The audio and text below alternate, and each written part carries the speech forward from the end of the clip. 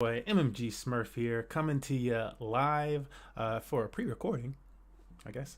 And this is part of Money Match Gaming's Crypto Investing 101 series called The Fundamentals and Concepts. And today we're going to be covering the history of money, specifically with a focus on the United States, history of money in the United States, and monetary policy. And so I'm breaking this down into different sections. And so, if you find this and you're watching it later, consider watching the other sections. Today we're going to be covering the history of the dollar, specifically in the United States, paper money, gold, and the gold standard. And so these are three very important topics and concepts to understand before you can truly understand cryptocurrency and what some of the things that it's trying to fix, etc. are. And so that's why I chose these topics. I'm not a financial advisor. It's not financial advice. We're coming here from a lens of trying to learn and better ourselves, educate, and learn more. So I do have a special guest with me today. I'm going to go over to the window. You can finally hear them. Would you like to speak? Swampy. Yo, what's up? Yeah. Finally get educated. Cool. Yeah, so Swampy is a member of the Money Match Gaming community and team. Glad to have them over here with us. We've been talking about cryptocurrency for the last year or so, but I only just recently got them to finally start understanding things like Binance Smart Chain and decentralized exchanges and stuff like that. And I know, it's probably the case with Swampy as well as many other members in the Money Match Gaming community, which is that it takes a while to understand some of these concepts, to understand why somebody would want to do some of these things. And so hopefully this series helps break things down and helps people understand a little bit more what's happening in the world, what's happened previously, and what some of these things with cryptocurrency are trying to accomplish, whether that be NFTs or crypto itself, etc. So without any further ado, I think we should get started. Actually, push this up real quick because it's bothering me, graphically. Let's get it. Right, cool, let's get it. All right, so this first video is titled The History of the United States Dollar. And I'm gonna go down and start this thing. Thank you to Target for supporting PBS. In 1519, the Bohemian Count Hieronymus Schlick discovered a rich vein of silver near his estate and decided to mint his own coins, named after the valley where they were. I have to say one thing first. We are not going to be listening to this in normal speed. We're going to be listening to this in about 2x speed. Yeah. So and then can you also put it full screen? Oh, what do you mean, like big across our entire screen? Yeah. Yeah. Oh, you want to see the graphics and the pretty pictures? I got you. Wait, are you saying I just need the audio? No. I mean, pretty much. But I understand the visual appeal. I didn't think about that. Yeah. I understand the visual appeal because, Were mined, these Joachimsthalers, or thalers for short, became so popular around the world that the word became synonymous. Thank you to Target for supporting PBS. In 1519, the Bohemian Count Hieronymus Schlick discovered a rich vein of silver near his estate and decided to mint his own coins. Named after the valley where they were mined, these Joachimsthalers, or thalers for short, became so popular around the world that the word became synonymous with any big silver coin, from the Italian talero to the Ethiopian talari to the American dollar. But why would an English colony use dollars instead of the currency of its motherland, pounds and shillings? Well, during the 1700s, London was intent on keeping as much gold and silver in the country as possible. They actually outlawed the export of their currency, even to their own colonies. That meant that American colonists had to rely on silver dollars from other countries, and the most plentiful supply came from Mexico. Just south of the border, Spain was producing vast amounts of silver coins at the Casa de Moneda de Mexico, still operating today as the oldest mint in the Americas. Officially called pesos, these silver coins were worth 8 reals, which is why you might have heard pirates call them pieces of 8. But to the American colonists, they were simply dollars. No one knows for sure where the dollar sign came from, but two of the leading theories involve the peso. One is that the abbreviation for it, PS, became scrunched by hurried bookkeepers over time. Another suggests that the symbol refers to an image on the back of the coin, a pillar of Hercules with a banner wrapped around it in an S shape. Still, coinage in the colonies was hard to come by. What little there was went to Europe to pay for imported goods, and it rarely came back. In 1729, a young printer saw how a lack of currency in Philadelphia was stifling the local economy, prompting him to write an anonymous pamphlet called A Modest Inquiry into the Necessity of a Paper Ben Currency. Franklin, this was the same man responsible for many famous financial quotes like "Time is money" and "Nothing is certain but death and taxes." Yep, it was Benjamin Franklin. Franklin's advocacy of paper currency earned him contracts for printing money for the Pennsylvania colony, but the English crown saw this as a usurpation of its authority. By 1764, the British Parliament had outlawed the use of paper money in America, just one of many stubborn decisions that would eventually provoke the colonies to rebellion. But to finance a revolution, you need cash. Yeah, that's not to be undermined there. That is literally one of the major reasons that the United States colonies went to war. So the newly formed Continental Congress authorized the printing of millions of dollars of continental currency. Originally, these continentals were valued at 1-to-1 Spanish dollar, but as more and more were printed, their value fell dramatically. If you've ever heard the saying, not worth a continental, that's where it came from. Though the American Revolution became the first war financed and won with paper money, the American people felt totally burned. The Founding Fathers decided to avoid the controversy altogether by not mentioning paper money in the Constitution at all. And it would be almost 100 years before the federal government would print money again. With the Coinage Act of 1792, the United States officially made the dollar the national currency. Instead of the confusing British system of pounds, shillings, pence, and farthings, the dollar would be neatly divided into 100 equal parts, which Thomas Jefferson suggested they call cents after the Latin for 100. Thus, the American dollar became the first fully decimal currency in the world. And the new coins were struck in the first federal building in America, the U.S. Mint in Philadelphia, which predates even the White House and Capitol. Looking at these coins today, the first thing you might notice is what they're missing. Famous people. America had just dispensed with monarchy and elitism. The Founding Fathers wanted the images on their money to represent ideas, not people. So when did that start to change? The same time we started printing money again, the Civil War. Before we get there, we should introduce an important but little-known figure in American history, Salmon P. Chase. Yes, that's salmon, like fish. It's biblical. Salmon was an anti-slavery senator from Ohio who earned his reputation as a lawyer defending black fugitives from being shipped back to their captors in the South. Salmon had his eye on the Oval Office for a long time. But in 1861, Salmon lost the Republican nomination to the more moderate Abraham Lincoln, who went on to win the presidency. As an olive branch to the radical wing of the party, Lincoln made Salmon his Secretary of the Treasury, and it was under Salmon that the Treasury started printing paper money again to finance the Union Army. As ambitious as ever, Salmon decided to put the face of his ideal president on the first American $1 bill, his own. The Treasury printed over $400 million worth of paper notes, which came to be known as greenbacks because, well, as with continental currency, greenbacks depreciated as more were printed, at one point only worth a third of their face value. As bad as that sounds, it was a lot worse in the South. The Confederacy printed more than twice as many of their Confederate state dollars. The value dropped. So I just want to pause really quick before we get to the end of this. That's two different terms for the United States dollar thus far that they were known by. Now we just call it the dollar, flat out. But previously, it was actually called the Continental Dollar, or then after that, greenbacks. And in our next video, we're actually going to go that much farther back in time.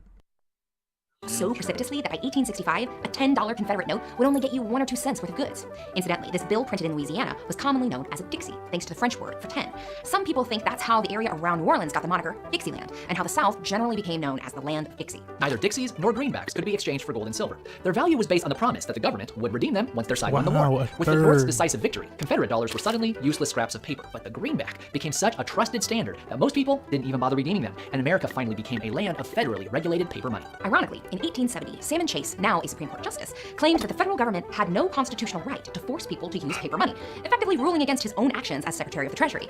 I'm sure it had nothing to do with the fact that his face had recently been removed from the $1 bill and replaced with George Washington's. The ruling was overturned a couple of years later, but Salmon would eventually make his final mark on our currency, when in 1918, his portrait was used on the $10,000 bill, the largest intended for general circulation. The next great leap forward for the dollar would be thanks to, you guessed it, another war. America emerged from World War II as a major global power. Its economy was perceived as so strong and stable that in 1945, the US dollar replaced the British pound sterling as the world's global reserve currency. Basically, this meant that banks and governments around the world kept more US dollars on hand than any other foreign currency and used it as the metric for their own currency's value. Throughout the 20th century, the connection between gold and the dollar got weaker and weaker until it was finally severed by the Nixon administration in 1971. The US dollar is now a fiat currency, meaning its value is based only on the people's faith in their government. While that sounds... Oh, snap. I'm just going to say, it started before Nixon.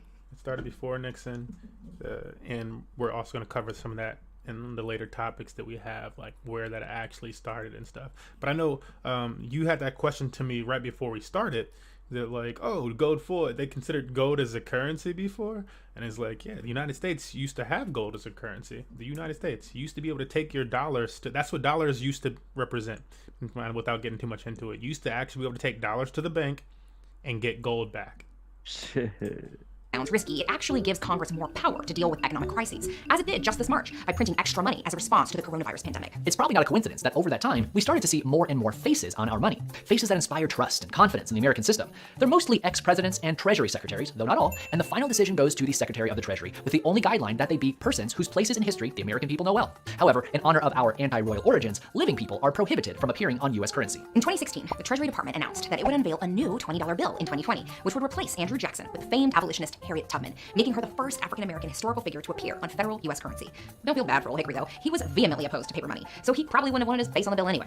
However, in 2019, the Trump administration announced that they would be delaying this change by another 10 years. Racist. As Americans, we tend to take the dollar for granted, almost like it's an unchanging natural phenomenon like earth, air, or water. But like any human tool, it was designed for a purpose, and we constantly shape it to meet the needs of the moment. It can cause stress and greed and misery, but also hope and progress and prosperity. Without the dollar, we couldn't have declared independence or eradicated slavery. The more we understand it, the better we can control it. So maybe the next next time you use a greenback, you'll think of the long journey it took to end up in your pocket. And that's our 2 cents. We'd like to thank Target for being a proud supporter of PBS. All right. How'd you fare with that first video?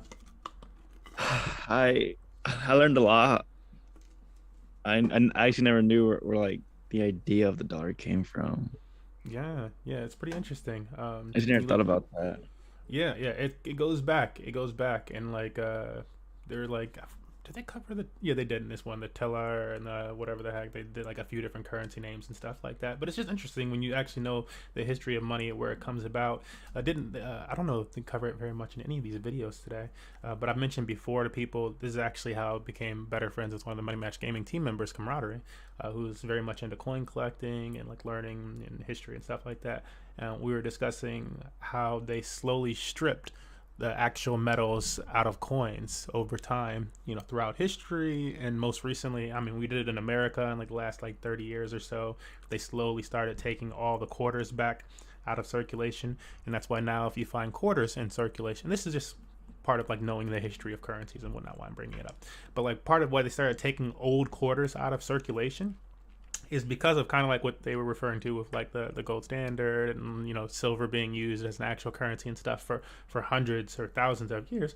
And that's because those coins actually started to have more value than a full United States dollar bill.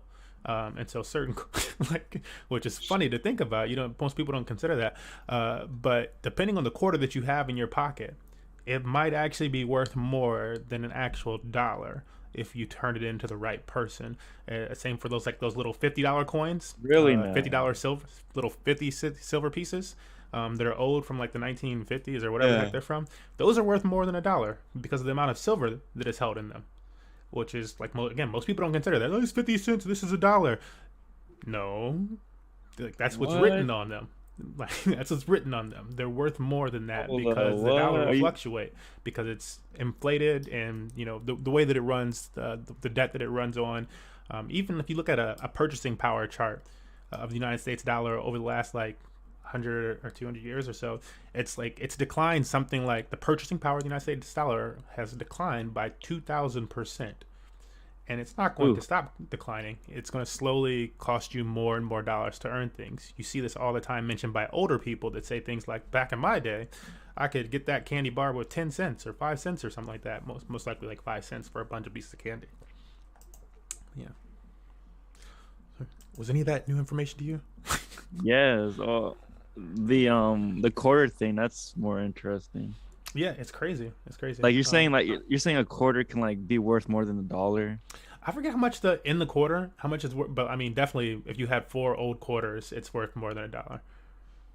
Because that's like they actually have silver in them, and that silver is worth more than the paper that they print dollars on. So yeah, it's actually worth and the dollar value. I still remember like last year, and I forgot what it's called. Friday night, no. It was like Friday Night Live. I forgot. It's the one where Elon Musk showed up. Remember that one show? Yeah, Saturday Night Live.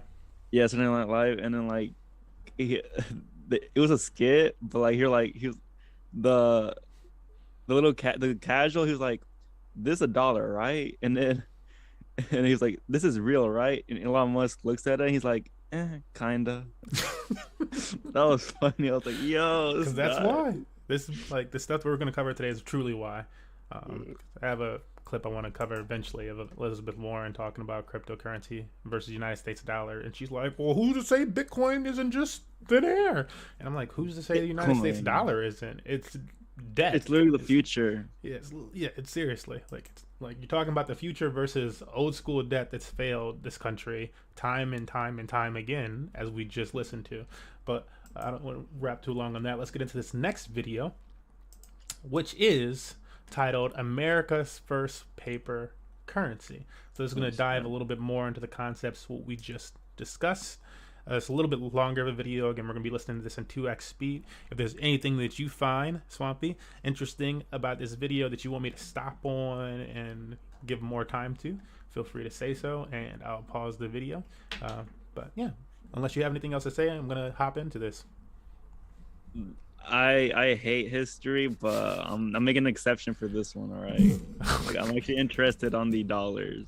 Yeah, it's good information. It's good information. And like if you watch this whole series, like you're going to end up understanding, and this is a playlist we created on YouTube, the fundamentals and concepts. But if you watch this whole series, and you can watch it in 2x speed, and obviously we're watching the videos in 2x speed, that's gonna be really fast if you can handle it. But if you watch this whole series, you're gonna learn a lot and start to understand more just about if you want to do stocks and normal trading and stuff.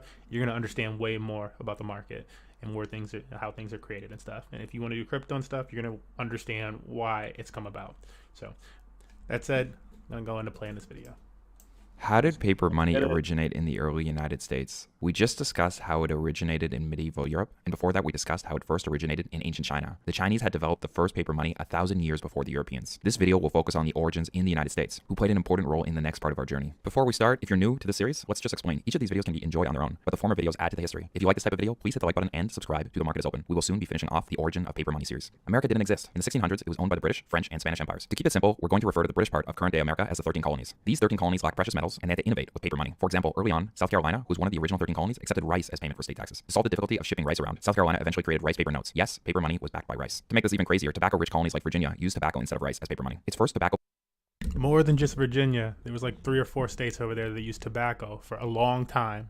paper notes were issued in 1727. However, these 13 colonies noticed that paper money was very handy when funding wars. New Hampshire, New Jersey, and New York printed notes in a war in 1709. In the 1750s, Virginia intensified its money printing in a war against France. In order to encourage citizens to use Virginia's bills, they put a 20% surcharge on all goods bought with gold or silver. Essentially, Virginia had a sales tax, but only if you bought goods in Virginia in gold or silver, meaning you'd be incentivized to buy goods with their paper notes. One of the most prominent early American money printers was Benjamin Franklin, who was born in Boston in 1706. In his 20s, he worked at a printing house, where he published a book that advocated for the larger use of paper money. This work at the printing press gave Franklin the money printing experience that allowed him to prevent counterfeiting. Benji Franklin was not as arrogant as John Law, who was discussed in our last video. Law unfortunately believed in a fallacy called the real bills doctrine, which was explained in our last video. Franklin also believed in this, but he was more conservative, and he remained cautious in his money printing. For example, in 1728, New Jersey begged Franklin to print more paper money as it was experiencing severe deflation, which means prices were dropping. An example of this is, say you wanted to buy an apple for $1. In a year from now, the apple could cost something less than $1, such as 90 cents. We're going to explain why deflation is worse than inflation in our final video. Franklin also printed paper money for Pennsylvania and Delaware. For his great work, he is on the $100 bill today. But then Papa Britain came a-knocking. In 1765, Britain was suffering a severe recession, and it thought it could raise money by taxing its favorite colony. Britain's brilliant idea was to say that these colonies had to pay a tax to print their paper money, and that the money could only be printed in London. This was called the Stamp Act. The 13 colonies were quite unhappy with this, and they did not enjoy being told who their daddy was. The 13 colonies also reasoned that this was a slippery slope, where Britain would progressively ask them for more money through taxation. Americans like to call this later, this is taxation without representation. That's what Americans would scream to the British. And how did the Americans feel about not having a voice back in England? Back in England, they didn't give them any voice. That's called taxation without representation, and it's not fair. But when the colonies complained, the king said, I don't care. This was implying that Britain would tax Americans. Essentially, the colonies complained, but the king didn't care. In 1766, Franklin was somewhat successful and argued to Britain for the issuance of paper money. However, Britain was only half listening. It repealed the Stamp Act, but it said it had the full power and authority to make new laws and statutes. Tensions continued to rise. So a question, would a fight over paper money really lead to the American Revolution? Yes. In protest, in 1767, Maryland took the Spanish system for a currency based on dollars instead of pounds. In 1773, Britain brought tea to the US, but Americans had to pay taxes or import duties on this tea. Basically, think of it like this. Britain brings in tea that would sell for $3, but Americans had to buy it for $5, and this $2 extra would be an import tax that would be sent back to Britain. In revolt for this tax, Americans seized the British ships, and they threw over the British chests of tea and possibly crumpets into the water, and hostilities continued to escalate. The first shots of the American Revolution were fired in April 1775, and by June the 13 colonies were dead broke. How could they pay for this expensive war? The solution? All right, I just like to stop this part because I was pointing this out to my girl a little bit ago. The funny part about that war, and that we went to war for the taxes. Like there was taxes and them like impeding on American monetary policy and stuff, you know, on the colonies that were hundreds of miles away from them, thousands of miles away from them. But the funny thing about that is we're paying more taxes today. Like if you're in cryptocurrency, you're paying more taxes than they went to war for. Isn't that funny? I actually did not know that. The continental dollar. This would be the first unified It's wild. paper currency of the original 13 colonies. By November 1775, 3/4 of the 13 colonies' money was now paper, and they were debating further issuance. Even though The funnier thing is, like, people talk about billionaires and stuff like that. I'm gonna rewind this just for a second. But Elon Musk, etc., and like, if billionaires did not circumvent the current tax system with their loopholes and they're moving to this and that country, etc., they would be paying like 50x, you know, like what? Well, not 50. It would be like was it like a 20x? Pretty much like 20x, 2040, 20, 20, 20, 15x or something like that. What they were complaining about back then. That's a lot. That's a lot. That's like if you got like that's like 1,000% return on investment or something. You know, it's like ridiculous. It's a ridiculous amount of money. And like when people talk about, oh, our billionaires and this and that, like, well, they're asking for like 40 to 50% of that person's money that they just made this year. So if they had $1 billion, if they actually earned that this year, then you wanted to cut into it by $500 million in taxes. These people went to war for way, way, way less. That's actually insane. Yeah, nobody considers it. because they don't know about it. Money was now paper. And Right. Well, I mean, it was just in stuff like it was just in Schoolhouse Rock. That's the funny thing. That was just in Schoolhouse Rock where they talked about it. But it's like it's so, I don't know, you want to say painted over, masqueraded in a different light. And also, most people fall asleep during history videos in school. Let's be honest. I remember looking around the classroom. I was one of the few kids that was awake and like, Bro, oh my God. But everybody else is asleep. I don't know shit about history, dude. Straight up. But there's more great information in this, so let's keep it rolling. they were debating further issuance. Even though some founding fathers like Alex Hamilton liked to pretend to debate if they should issue more paper during this revolution, all the founding fathers realized there was no choice, and paper money continued to fund the war effort. On July 4th, 1776, the 13 colonies signed the Declaration of Independence as a symbol of their intention to break free from Britain. It's July 4th, so you may think the war's over, but it actually only just begun. However, we can now call the 13 colonies the United States of America, as the name changed on July 4th. In November 1776, Britain went on the offensive, capturing New York City, and George Washington, the commander of the Continental Army, retreated to New Jersey. As Washington was retreating, the colonies printed another $5 million continental dollars, devaluing the currency by 80%. Sensing weakness, Britain tried to gain support in America by publishing articles in American newspapers, valuing our currency by 80%. Just saying, everybody's all the United States can't mess up. But this is the world, okay? Continental dollars, devaluing the currency by 80%. Sensing weakness, Britain tried to gain support in America by publishing articles in American newspapers, poking fun at America's paper money, which the British called rag money. The British hoped that these articles would get the people on its side. In turn, to ensure support of the people, the American government imprisoned people who did not accept the continental dollar. In 1778, the war turned back into America's favor, when longtime British foe, France, officially joined as an American ally. The French had been annoyed by the Treaty of Paris in 1763, when it gave all North American land to Britain. When France entered the war, optimism grew, and so did the value of the continental dollar. While the continental dollar actually just rose for just enough time for the US to print a little more paper money to fund the war effort. France would play a crucial role in disrupting British supply shipments, and it also sent over troops to fight the British. What's weird is that France did this purely out of spite. They were not happy about losing the 1763 war against Britain, and France would spend a staggering 1.3 billion livres funding the American war effort. This increased French total debt to 3.3 billion livres. Think about this. It expanded its debt by 50% to fund a war that had no influence on France. These types of bad decisions were common by Louis XVI, who will be discussed a bit more in our next video. But a spoiler warning is he paid with his head. France would put together a fine naval fleet, and it made it difficult for Britain to resupply its troops. People don't consider that either, which is just funny. Despite the help of the French, the continental dollar would eventually reach zero at the end of 1781. But before it reached zero, the printing of paper money gave America just enough time to win the Battle of Yorktown in 1781, resulting in the new 1783 Treaty of Paris, which set new boundaries in North America between Britain and the US. King George Washington, well, there's actually a bit of a debate whether he was offered to be king of the United States near the end of the American Revolutionary War, but George Washington was disgusted by the money issuance. While Ben Franklin, the famous money printer, looked at it a bit more favorably. He said technically the US had won the war without money. Franklin said, the whole thing is a mystery, even to politicians, how we were able to win the war without money. But if you check your history books, it was Washington, not Franklin, who was the first president of the US, and Washington's dislike of paper money was put into the American Constitution, which said that only gold or silver could be used to pay for debts. Given this law, Americans mostly relied on the Spanish dollar, which was the international currency of choice, to make transactions. They relied on this from 1790 to 1830. But as prosperity grew, again, answering your question, relying on gold or silver, because we used to use gold and silver as currencies. And so if somebody's ever trying to convince you that, number one, United States dollar / monetary policy is so old, and there's no way the dollar system, the fiat dollar system, is going to fail, it's not as old as our country. We have to get into the 1900s before it becomes what people are used to. An enemy of commodity money emerged: banks. Why are banks such an enemy of commodity money? Well, banks often like to lend money, and they typically do this by taking what you put in the bank and lending it out to someone else. In the 1830s, it worked mostly like this, except banks had even more power than they have today. See, when you deposited your coins in your bank, they gave you back their own paper currency. So each bank printed its own money. With all this power, in the 1830s, the banking business was booming, and even the churches joined the banking party by making their own church banks. However, with low regulations, many banks lent too much compared to how much gold or silver they kept in their vaults. For example, the Illinois Bank had only 4% specie to back all its deposits. Specie just means coins that had value, like gold coins. So gold coins would be called specie. The banks had essentially created a paper money system through fractional reserve banking. Fractional reserve banking is when a bank lends out some of the deposits that you put in the bank, meaning it has more deposits than it has reserves. However, not all banks operated honestly. See, all banks enjoyed accepting gold and silver coins, but they didn't enjoy giving it back as much. Some of these banks became known as Wildcat Banks. They were called Wildcat Banks because you could take your notes to redeem them, but they only let you redeem these paper notes for gold at their head branch, and they would put this head branch in the middle of nowhere, say a desert, which would make it extremely. This is where all the cowboy movies and stuff like that get their influence for their bank robberies. It's part of American history when they're talking about a bank that actually has gold at it or something, if you want to consider it that way. Because you could take your notes to redeem them, but they only let you redeem these paper notes for gold at their head branch, and they would put this head branch in the middle of nowhere, say a desert, which would make it extremely difficult to get to the head branch. Therefore, it would make it extremely difficult for you to convert your notes back into specie. As can be imagined, with so many untrustworthy banks, it would be harder to transact in paper money. This early period of paper money lasted until 1863, but two things ended this early period. First, America did strike gold in California in 1848, and now America had more metal to back its paper money. So much gold was found in California that there was actually excessive inflation, where prices rose over 3 times. Yes, let's remind everyone once again that inflation can also be created by gold. There was so much American inflation that Americans were buying goods in Europe, which led to tremendous European inflation. This led prominent European economists to advocate for the demonetization of gold. The second thing that ended this early period was the American Civil War. How many times have we gone and seen in the series that paper money is used, or should I say needed, in times of severe strain? See, governments run out of money, and they can either just declare bankruptcy, and if they did in the American Revolution, then Britain would probably own the US today, or they could print paper money dollars and imprison people who don't accept these paper money dollars. Like in the American Revolution, the Civil War was not much different, and all right, so I'm going to pause for just a second. We're going to actually talk for just a brief moment. The point that I wanted to stop it for, let me pull the camera back to us, is that this next section that they're about to talk about in the previous section, if you want to think about that, like truly, and then what caused another king his head. we're all war. So the American Revolution and, you know, hyperinflation, you know, the printing of all this money, devaluing, you know, during the wartime, after the wartime, all this stuff revolving around that. And now it's going to talk about the Civil War. And later in this series, we'll get into World War One and where that affects things as far as currencies and hyperinflation. But the trending topic around currencies losing their value is war, whether they're just impeding in something or putting their troops but it's war. And so, yeah, it's a thing that countries continually do. In the day of, like, you know, just raiding and pillaging and stuff like that, you get that much more out of it. Now there's more of a petrodollar situation, and so call that what you want. We'll get into that in another episode.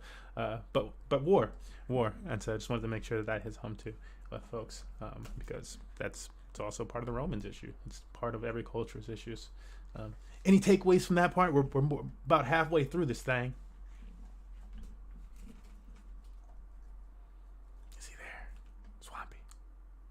Yeah, I'm still here. Yeah, did you get any takeaways from the early half of the thing? He's like, I just can't even. I'm learning, man. I'm learning. Yeah. That part's interesting. I'm gonna get into this Abraham Lincoln and the Civil War portion. Again, I find it to be very enlightening on all the different. Basically, because each one of these comes with their own monetary policy system. Each one of these iterations of the dollar, or the rice dollar, or the tobacco dollar. Oh yeah, that was interesting. I don't know the dollar was backed by rice at one point. I was like, isn't that funny? That's why, like, I find it funny when people are like, fun. You know, dog token. I'm like, a dog's got more value. Honest, you know, it's funny. It's just funny. It's just funny when people like say, I'm like, yeah, these names are reasonable because we've had worse. You know, depending on what to consider.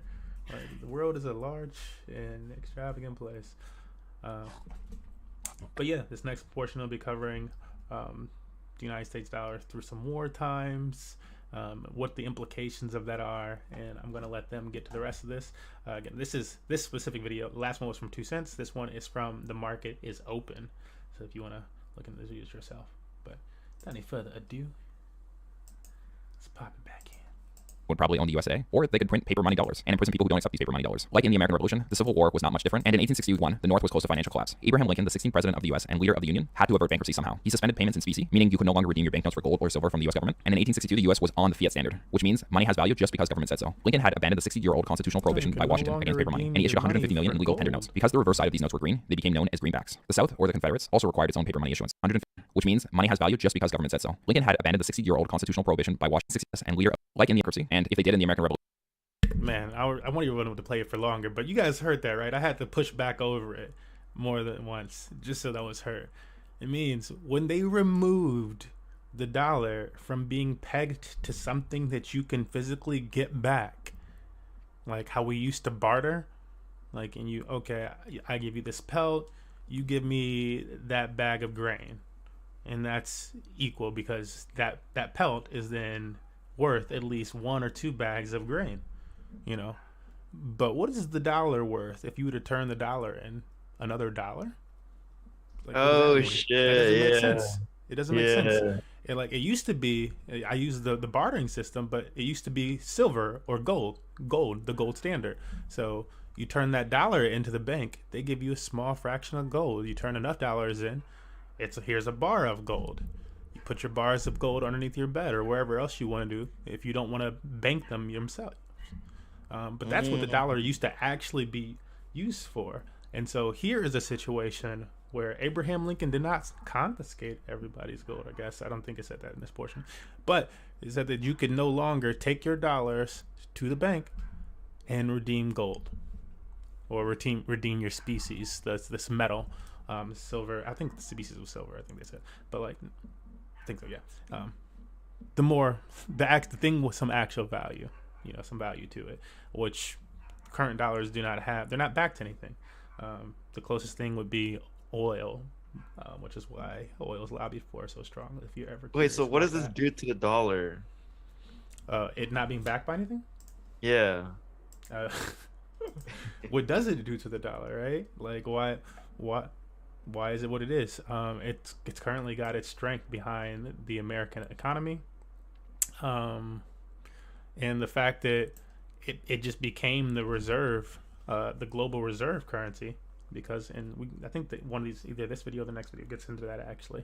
But basically, it was it's kind of a funny situation where, like, after the war, like the United States just, I can't remember if one of these videos specifically covers it, so I'm going to go into it very briefly. But basically, throughout the next 100 years, 50 what year is this? Yeah, like the next 100 years from this video, where it's slated timestamp right now, which is like 1830s, 1849. The United States slowly acquires more and more of the world's gold for this or that. And then we convince the world that they should use the United States dollar as its paper money. So, we discussed previously, like the paper money situation isn't just happening in the United States. It started in China long time ago.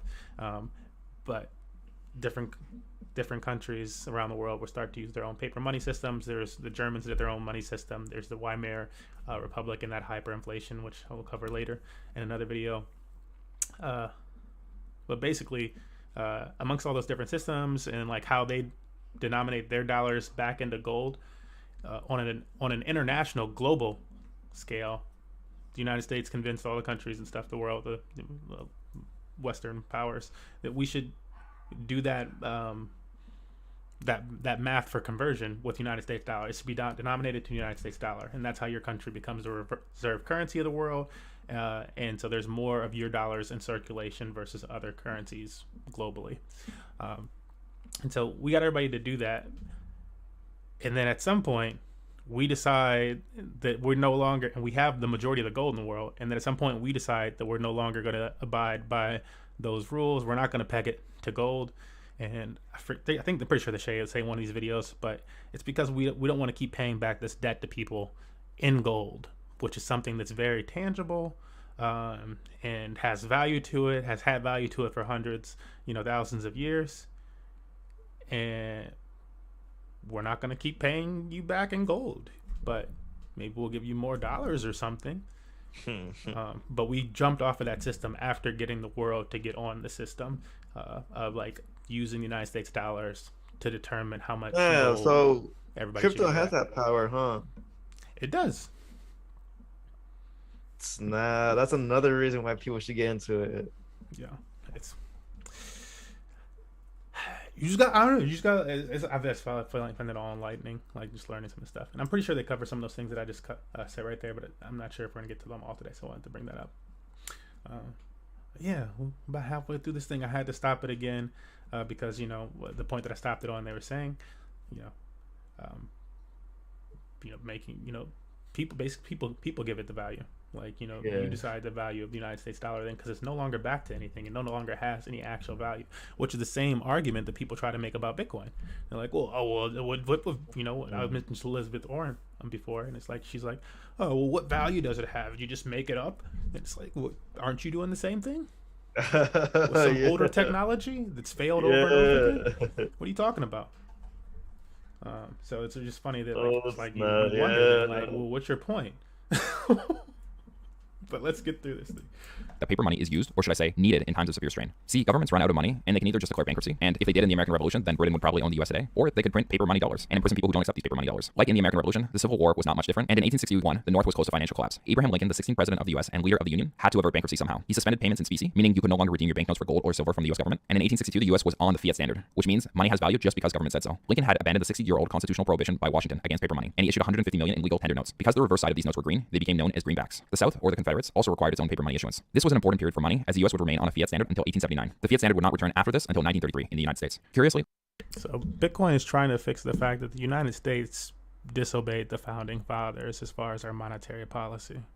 Lincoln didn't define the value of the greenback, and its value gyrated wildly throughout the Civil War, essentially meaning the greenback floated against the commodity dollar. Floating just means the market chooses the price. However, to prop up the value of these greenbacks, Lincoln made sure that citizens understood that he would be very, very appreciative if they used his dollar. Therefore, the greenbacks continued to trade close to parity throughout the war and even afterwards. The only steep decline in its value occurred after the Battle of Chancellorsville, where Robert E. Lee of the Confederates badly beat the Union. To further fund the war effort, the Union passed the National Bank Act in 1863, which tried to standardize the money printing process. This meant that banks could now be federally chartered. Remember when we said that every bank could issue their own notes? This led to a lot of confusion, and the government said its motivation was to standardize this process. But its motivation was really to issue more paper money. Now, no bank could issue their own notes. As can be seen, the new notes show the bank issuing it, and at the top it says national currency. However, the government was not just coming up with new banking policy in the middle of the Civil War for a random reason. So here's how it worked. A bank would ask to join the federally chartered banking system. When accepted, it couldn't issue its own national banknotes until it bought American government bonds. When buying bonds, they would have to ship over their gold. Now this national bank would have bonds instead of gold. The government then allowed it to issue 90% of these bonds as new paper money notes. Essentially, the US government got your gold, and these banks were now able to print paper money at 90% of the value of these bonds. An added benefit was there was a more uniform currency, which means more people across the country could easily make deals between each other. Given these benefits, you might think that every bank would want to become federally chartered. They did it first. By 1870, there were 1,638 national banks and only 325 state banks. But then more banks preferred to just stay as state banks. Why? Banks soon learned that becoming federally chartered had more restrictions, such as higher capital requirements, meaning they could lend less of your money out. Furthermore, remember how banks used to issue their own paper notes? Well, they invented a new way for doing this through checks. Say John Doe is a member of Bank of America and writes a check for $1,000 to Peggy Mole. This check allows John to send his money to Peggy, the exact same way that paper notes would allow him to send his money over.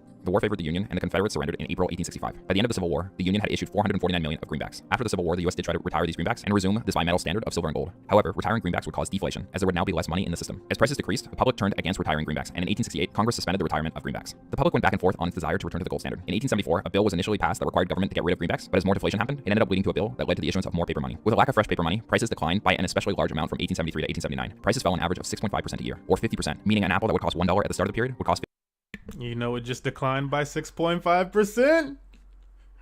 Our inflation. I'm pretty sure we beat that. I'm pretty sure we're like at 8% or something like that this year. Whoa, can you repeat that? It's worse than the numbers they're talking about here as an average.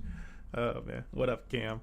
50 cents in 1879. The currency was such a big issue that a party with the sole purpose of increasing the paper money supply formed, called the Greenback Party. This party even got 10% of the votes in the 1878 election. However, the US did have enough gold by 1879 to allow for the resumption of banknotes to be turned into gold. And 1879 is the date which many people say the US joined the gold standard. See, silver was barely used in the United States since the 1830s, when Andrew Jackson, the 7th president of the United States, devalued silver, meaning that international prices of silver were higher, incentivizing Americans to melt their silver down and send it abroad. In addition, in 1873, Ulysses S. Grant passed the Coinage Act, in which he didn't define the value of a silver dollar, meaning if you brought your silver metal to the mint, you couldn't get back a silver dollar. You could only get back smaller silver coins. Rather than holding small coins, it was preferable for most people to transact in gold. Eventually, many people felt this 1873 law by Grant was a conspiracy, and this became known as the crime of 73. People said the government had conspired against silver. As outrage grew, the government said it would buy $2 to $4 million of silver per month in 1878. However, this actually encouraged the people of the silver movement, and they further advocated for silver to be treated exactly like gold, meaning you could bring in an unlimited amount to the US Mint to get silver certificates. Popularity of this movement increased as the worldwide gold standard was very unstable. In Britain, this period was known as the Long Depression. It began in 1873, funny enough, right around the start of the gold standard, and lasted until 1879 or 1896, depending on which country is used. The US economy was extremely unstable, experiencing recessions in 114 of the 253 months between 1879 to 1901, and this was under the gold standard. Prices were unstable, as if there are more goods produced in an economy and not enough new gold found, then prices have to drop. The US tried to quell this increasing discomfort with another Silver Purchase Act in 1890, saying it would buy roughly 4.5 million ounces a month of silver. This doubled the number from the original 1878 Act. However, this was a double-edged sword. See, the US was on a gold standard, and by buying this much silver, it convinced foreigners that the US would leave gold, so they withdrew their money. Meaning as silver grew, gold dropped. So the US still experienced deflation because despite the increasing amount of silver, there was a decreasing amount of gold. All of this led to money becoming the main political issue of the 1896 election. In 1896, it looked.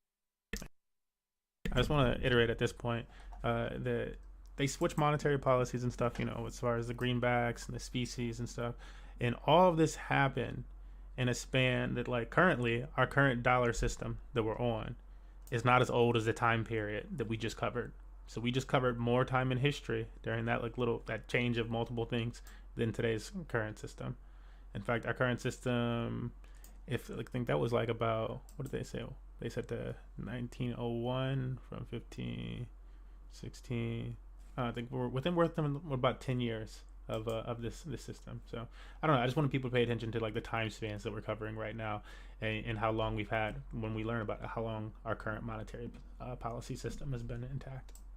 Looked like pro-silver parties would win. The Battle of the Williams began in 1896, seeing Republican William McKinley face off against Democrat William Jennings Bryan. Bryan, the eventual loser, was more pro-silver, and he said silver was an ample supply, and if coined into money, we would restore prosperity. While Bryan lost, he did so well that the US proposed an international conference that would help remonetize silver. While this conference was being proposed, something happened. Rising gold output in Alaska and South Africa stabilized prices, and the money issue would begin disappearing. Prices rose in the US by 45%, or at an average rate of 2.5% a year from 1897 to 1914, because so much gold was found. The US stock of gold more than doubled from 1890 to 1914, and the US went from holding 14% of the world's gold in 1897 to 25% by 1914. This gave the US government confidence to officially join the gold standard on March 14, 1900, where it said gold was the only standard and that money could be redeemed only for gold. We will talk about this more in our final video, but let's just say a partial commodity standard, meaning there were more notes holding 2.5% a year from Jennings Bryan. Bryan, the eventual loser, was more pro-silver, and he said silver was an ample supply, and if coined into money, we would restore prosperity. While Bryan lost, he did so well that the U.S. proposed an international conference that would help remonetize silver. While this conference was being proposed, something happened. Rising gold output in Alaska and South Africa stabilized prices, and the money issue would begin disappearing. Prices rose in the U.S. by 45%, or at an average rate of 2.5% a year from 1897 to 1914, because so much gold was found. The U.S. stock of gold more than doubled from 1890 to 1914, and the U.S. went from holding 14% of the world's gold in 1897 to 25% by 1914. This gave the U.S. government confidence to officially join the gold standard on March 14, 1900, where it said gold was the only standard and that money could be redeemed only for gold. We will talk about this more in our final video, but let's just say a partial commodity standard, meaning there were more notes than gold, is very volatile. This is because say you have $100 and 10 of it is in U.S. currency and the other 90 is in your bank as deposits. But let's just say everyone in the country decided they'd rather hold $20 of currency and $80 of deposits. With only limited amounts of currency, in order for all the banks to give you an additional $10 of currency, they would have to call loans in across the country. This causes deflation and a financial panic. In 1907, a special banking panic caused the U.S. government to act. The panic of 1907 saw the stock market drop 50%, and banks restricted the conversion of deposits into currency. Order was not restored until January 1908. In response to the crisis, the Federal Reserve was created at the end of 1913. The idea was to stop frequent bank runs and instability. The Federal Reserve increased rules on banks, such as mandating reserve requirements. In addition, to provide stability, the Federal Reserve would lend money to member banks in times of distress. Essentially, the idea was the money supply could be elastic, increasing when it needed to be and decreasing when it didn't need to be. Almost as soon as the Federal Reserve started operations, World War I broke out, and European gold flooded into the U.S. to buy American equipment.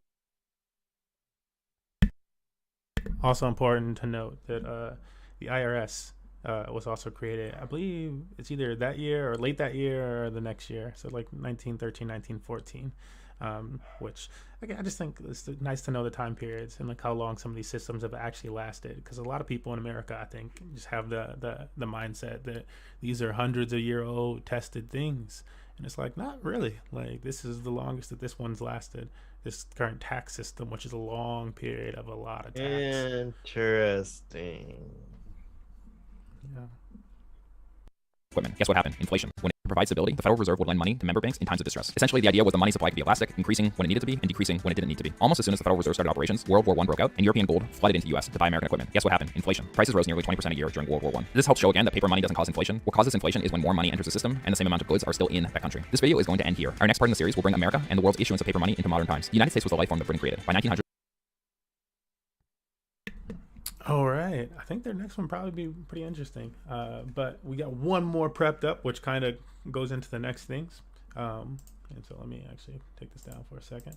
I'll discuss that, which will be the gold standard. We're gonna start getting into the gold standard. Yeehaw. Interesting topic. We just learned a lot about it right there previously in the last video, just as far as the United States flopping from, paper dollars to gold or silver, to coinage, back, just whatever's going to work out in the long run. But trying out, I think the point is that they were trying out a bunch of different monetary policies and currency types, choices. Like, why did they have to try out something? Because it kept not working. And again, point in bringing that up is I feel like a lot of people you don't normally ask these questions in school, because it's framed in a way that why would you ask any questions about that stuff? Why would you not just assume that, since the Civil War or some people probably the Revolutionary War or the Civil War, we've had this United States dollars and we've had this central bank that controls everything. No, not actually. Just over 100 years right now, and compared to other time periods, it's about due for a flip-flop, and that's if the current monetary policy that they're talking about in this video was still in place. Then by World War I, they would be there. So, but what they're going to mention here is that, again, in the last monetary policy that they mentioned, that's what the United States pegged to the gold again. We're doing a gold standard again. In the 1913 the 20s range. And so how long has our current monetary, that's just back when the 1913s was just back when they made the Federal Reserve and stuff, which was interacting, which is funny because they have a negative opinion toward these things, but they were interacting with the gold standard at that point in time. And now they do a dollar only system where they print out a bunch of money or don't print out this elasticity that they're talking about here, in a sense. But yeah, again, the time periods are interesting to note there, because that makes our current monetary system, even if it was just at the 20s, and I think they're going to push it back, I forget, it's like the 60s, 50s, something like that. But it puts us underneath 100 years old for the current monetary policy and the current United States dollar system that we abide by. I feel like a lot of people just don't know that. People have this mindset that, it's definitely not going to change. That's what it is. That's the best method. And it's like, is it the best method? Have we They're found the definition? brainwashed. Honestly, I don't think well, it's like not even that they're brainwashed, but people just don't know. We don't talk about these things in school. They teach. They us things hide like it from them. Truly, they talk about things like junior achievement, where they're like, you know what, you should save your money, put your money in the bank. And it's Put like, your money in your bank account. that's what Keep they it tell there. us. And it seems like we should learn about assets. Why didn't they ever talk about us acquiring assets? Wouldn't that be the better lesson? Never mentioned. So that was that video. Yeah. Any big takeaways from you, Swampy? Things you found interesting? Yeah, like it. It sounds like when I got into crypto, like that video sounded like it was like a crypto video. I don't know how to explain it. Like I didn't know the US dollar was like backed by just faith, honestly. It's like, yo, because we said it's worth this much or something. Like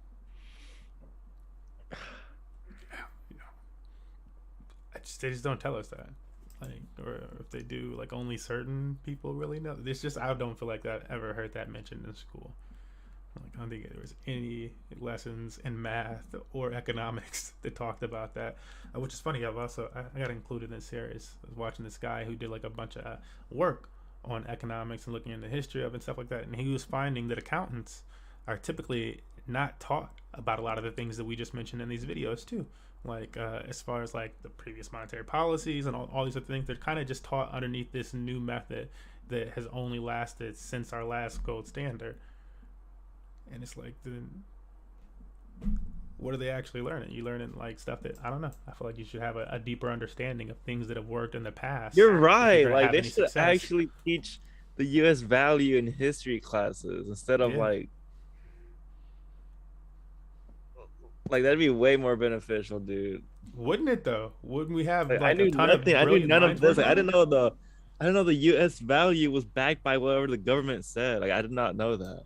Yeah. It's kind of like when I got into Dogecoin. It was like, why is Dogecoin worth this much? Because people said so. And it's like, why is the U.S. value what it is? Because the government said so.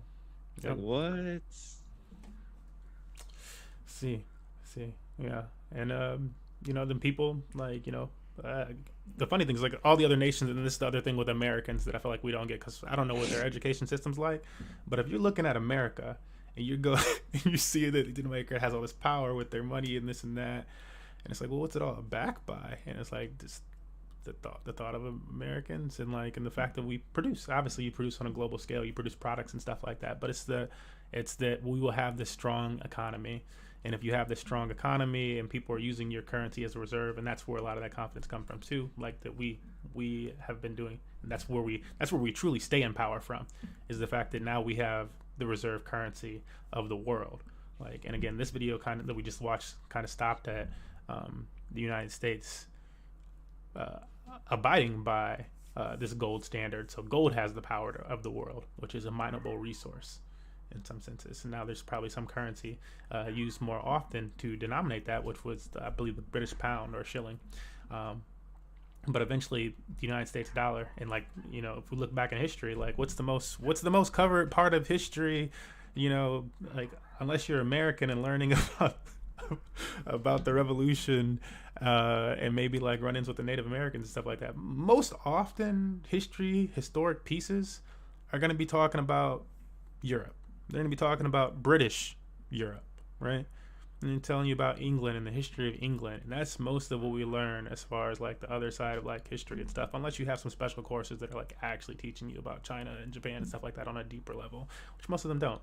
Most of the time, most of our movies and stuff like that dating back to a certain period of time are British. And a lot of that's because that was the other standard of the world, kind of how the United States is right now. So that's why those two countries are so powerful in the world, truly, because they both ran the standard at one time or the other.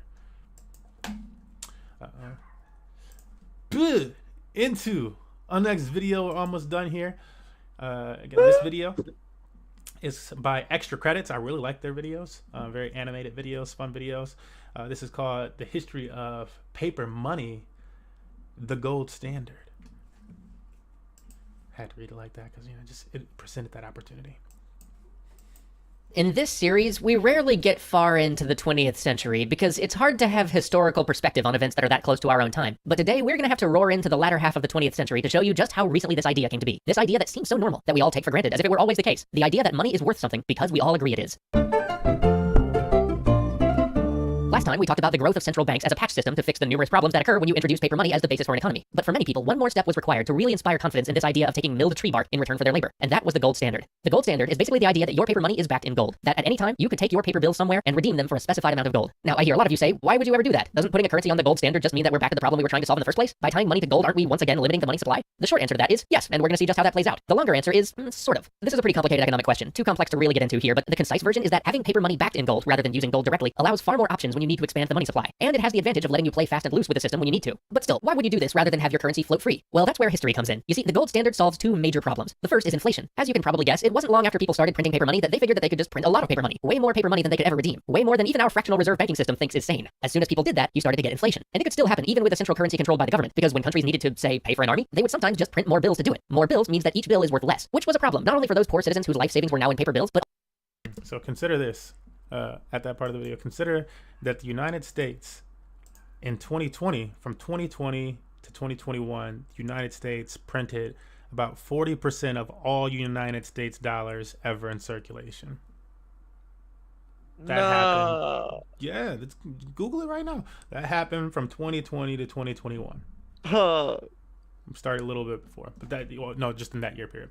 And then consider that this is the reason why a lot of people are angry with the current administration. I feel like, number one, that it was finally starting to be brought to light by the end of 2021, but then also that it just didn't stop. That throughout the next year, 2021, 2022, we printed out another 40%. That's times two. So 80% of all United States dollars. Trying to kill the U.S. dollar. I mean, it's just they do different things to play around with it and be tricky with the math and stuff like that because they don't want to collapse the United States, obviously. But just what they're talking about right here, and they're talking, what we're learning from countries often when they're in debt, print out more money. And 80% of all United States dollars have been printed in the last 2 years. Oh. Like, out of all the dollars out there and all the dollars that have ever been out there, 80% was just printed. How is that possible? What does that mean? I did not know that. Like, it's just questions and like learning about this stuff, the information. But like, what does that mean? Like, what it means is that it's probably bigger than this administration just created. It's probably bigger than the other administration. It's more than their decisions that they're talking about. Like, you can't print that much money and it not, like, from what we've learned in the last, how do you print that much money and not see any type of reaction from the market? Even if you printed just 40% of it from 2020 to 2021, that's why I'm like, when people like try to make it like too political, I'm like, they both, could have done something to correct this. Let's not argue about, stupid stuff, honestly, because both of them could have done something to like not have it go to that degree. That's why at the beginning of my pandemic, that's personal opinion, I just like didn't want to see something like this happen, or like what could get that much worse happen, because it takes a while in these other countries and stuff like that that we end up covering. It doesn't happen year one. When that's the other thing from history that we've seen over and over again. When they do these things, it does not happen to the people immediately.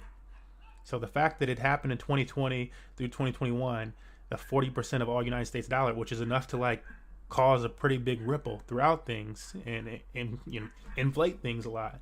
The fact that it didn't happen right away and people didn't notice it, it's historically proven to be accurate. Yeah, that's what would happen. It would not happen right away. You would not notice it right away.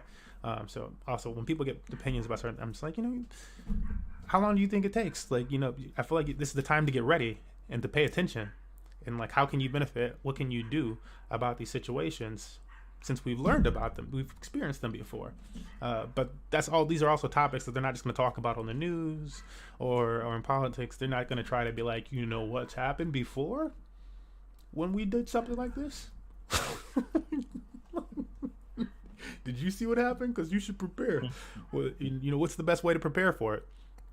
From what we've learned, would the best way to prepare for it be holding a bunch of dollars and waiting to, like, let's say you're going to buy Bitcoin or stocks. Do you just hold a bunch of dollars and then wait to buy those stocks? Probably not. It's probably not going to hold its value. What's going to hold its value? And so it becomes a race to find out what's going to hold the most value. The same way that you will with cryptocurrency or stocks. You're looking for, if you know the bear market is coming, there's going to be an inflation mechanism or something like that. What can you hold to last through it the longest, or just to keep as much as your value as possible?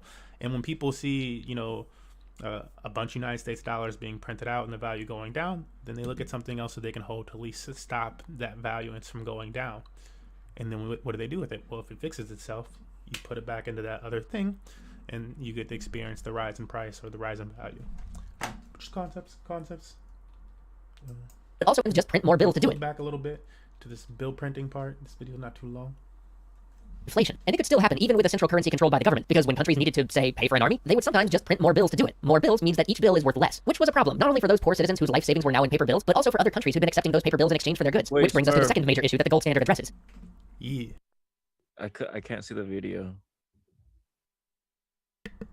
Exchange rates. Right as paper money was becoming the standard in Europe, international trade was really starting to pick up. The Industrial Revolution was getting into full swing, and raw materials and finished goods had to be shipped and traded at a pace never before seen. Simultaneously, mercantilism, that isolationist monetary policy that we discussed in an earlier episode, is coming to an end, causing trade to rocket to even greater heights. But what happens when your ship full of cargo docks in some foreign port, and you try to hand the local merchant your funny green paper money to buy their goods, while they try to hand you their funny pink paper money to buy what you've got on your ship? Well, you both just sit there scratching your heads for a while. Back in the day, you would have just weighed whatever coins they were trying to give you and accept them for their weight in gold. But now they're handing you this piece of paper that you don't recognize and you have no idea how to value. I mean, can you even trade this specific piece of paper for anything when you get back home? But if both currencies are on the gold standard, problem solved. Just as an example, let's say that at any time you could turn in $20 to get 1 ounce of gold. 1 ounce of gold is what your $20 are worth. Now, let's say you sail to England, where, for the sake of keeping things simple, the UK has set their gold standard.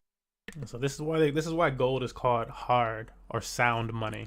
This is why the term sound money exists. Well, the sound money exists because if you dropped like a coin on a surface, you would hear it make noise.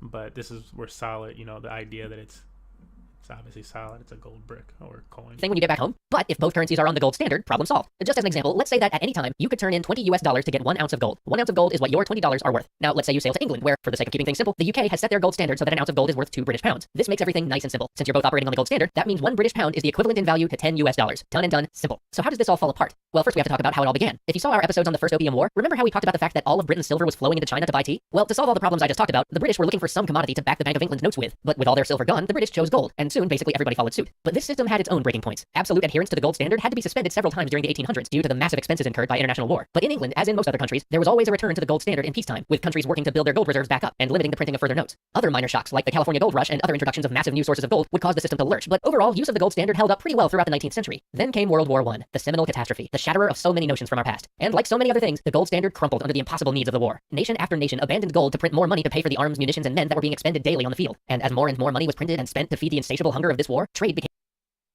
Again, pointing this out because it'll pop up later, and if you want to dive more into this, you'll probably see it pop up. That they abandoned the gold standard not because they figured it was a good monetary policy. It was, it worked before hundreds of years. Countries can seem to continuously go back to it. Find, as they were saying with Britain, during wartime, they specifically just said that in England during wartime, they would basically abandon the gold standard and go into their own monetary policy so that they could fund more stuff that they wanted to fund and not lose this war, not just go bankrupt. And in times of peace, they went to the gold standard because it was a better monetary policy and able to actually do fair trade. So you want things to be fair, gold standard. You don't want it to be fair and you want to be able to control it because of wartime, fiat. That's kind of what we just listened to. Our past. And like so many other things, the gold standard crumpled under the impossible needs of the war. Nation after nation abandoned gold to print more money to pay for the arms, munitions, and men that were being expended daily on the field. And as more and more money was printed and spent to feed the insatiable hunger of this war, trade became erratic. Trade from the United States grew far beyond what the gold reserves of Europe could bear. Inflation ran rampant. And after the war, many countries couldn't drag themselves back to the gold standard. Some nations, like Germany, who were spiraling into hyperinflation. So that's why gold failed, because they needed money to fund the war, and gold, if gold was still backed by the dollar, dollar still backed by the gold, the more money they print, it loses its value. But they needed more money for the war, so they're like, all right, fuck the gold, we need more money. And then that makes more sense now. What the heck? Doesn't it? Yeah. So if countries are at war, it benefits them to be going by a fiat system where you can print out more money versus this gold that you have to get from something that's more tangible. And so this is also like the argument with Bitcoin that a lot of Bitcoiners, like Bitcoin maxis, like to make. That like even though it's a digital currency, obviously, but it has a finite number. Similar to what we imagine gold has. We imagine that there's a finite amount of gold sitting in the earth that can be mined. Same way there's a finite amount of Bitcoin sitting digitally that can be mined. Wait, what's Bitcoin backed by? Same thing United States dollar is backed by. Just people's need for it. Except for this. I would say that, well, I mean, like, I guess I'll give both of them that same credit. That they work as this medium exchange. And so Bitcoin is just a newer technology for a medium of exchange. Because what controls the United States dollar? The United States dollar? Well, I mean, like, what's the body that controls it? Like, who? It's like, you know, it's the people. Who's it benefit the most? It's the government. So the government is like an embodiment of the United States dollar. And so who embodies Bitcoin?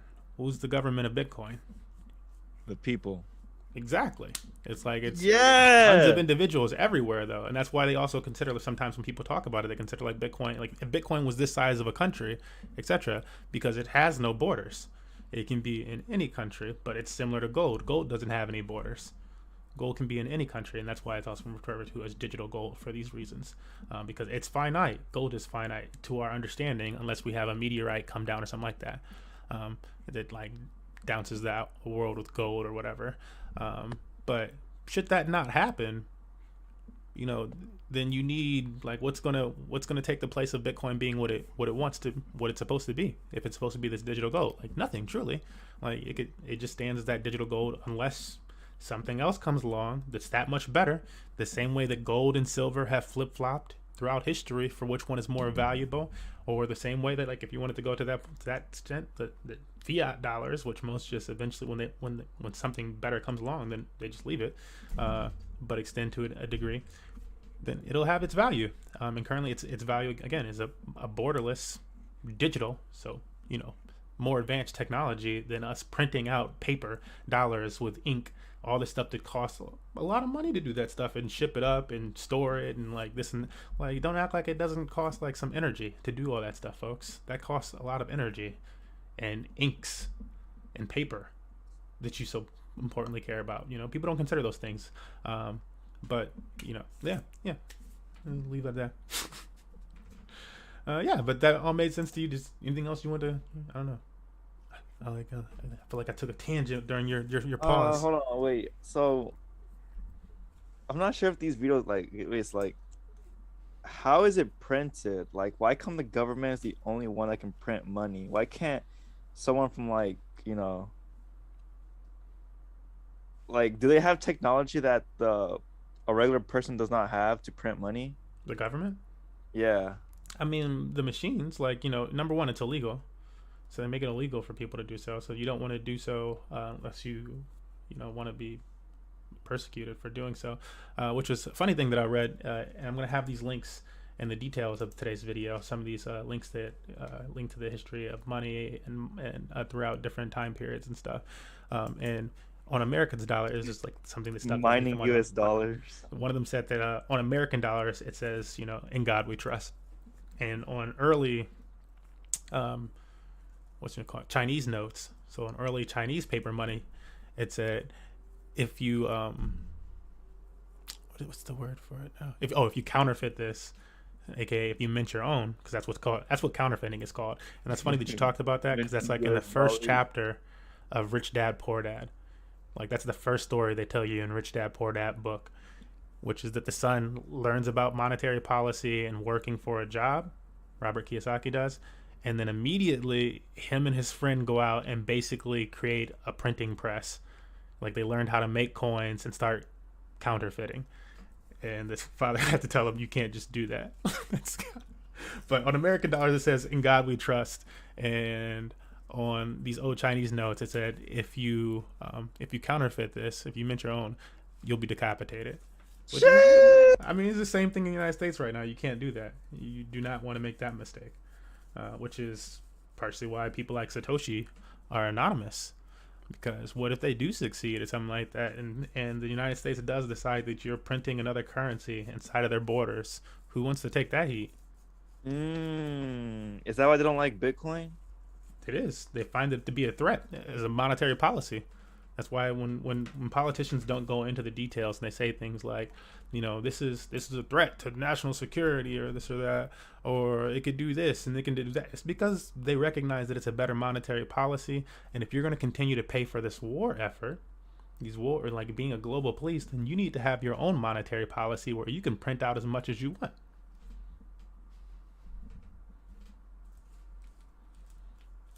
And not just that, if your policy that you do that allows you to print as much as you want instead of being on the gold standard or the digital gold standard, if you have that, why not have it be the reserve currency of the world that everybody uses? That would keep you in power.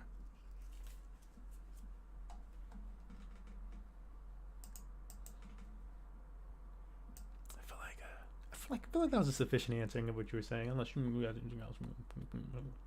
Schmozy. I feel like he's in a I'm learning a lot coma. Let's keep it going.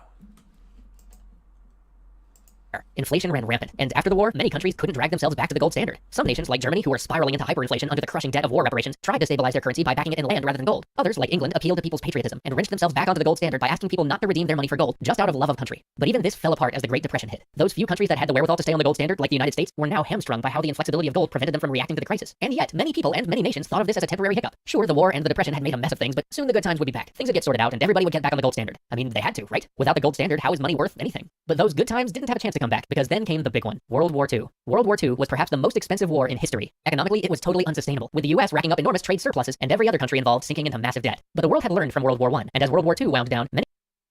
Yeah, before we get in this World War II, I just thought it was funny, and I can't get it in my head. The cartoon in that picture was holding up a picture that said Black Tuesday. There has since been a Black Monday, which happened in the stock market, and then a Black Thursday that happened after the coronavirus and all the lockdown periods. This is like a fun historical thing. There's also a show called Black Monday that covers the stock market thing in a more fictitious way. Big one. World War II. World War II was perhaps the most expensive war in history. Economically, it was totally unsustainable, with the US racking up enormous trade surpluses and every other country involved sinking into massive debt. But the world had learned from World War I, and as World War II wound down, many of the major powers met to work out the first real international monetary agreement, the famous Bretton Woods system. You see, following the First World War, Britain had owed the US a huge pile of money, which they couldn't pay back unless France paid them a huge pile of money it owed them. But much of the war had occurred on French soil, and the French couldn't afford to pay back the British unless they basically made the defeated Germans pay for everything. This, of course, had all been a disaster that caused huge financial and political instability. So this time around, things would be different. Reparations would be minimized. Repayment of reparations would be on gentler terms, and that whole problem of wildly unstable currency caused by countries like Germany no longer being able to adhere to the gold standard after World War I, this time the currency instability problem would be solved. And how would it be solved? Well, at this point in history, the US basically had everybody's gold, because everybody had bought a ton of stuff from the US for the two biggest wars in history. So the US actually was still on the gold standard. So the solution was simple. Peg everybody else's currency to the US dollar. That's right, the system essentially boiled down to the US dollar is redeemable in gold, and all other currencies are redeemable in US dollars. And so every country had to keep some dollars on hand to... All right, important part right there. The world agrees to go on the dollar gold reserve currency standard, like the dollar is a reserve currency. Because why do they? Can you answer that?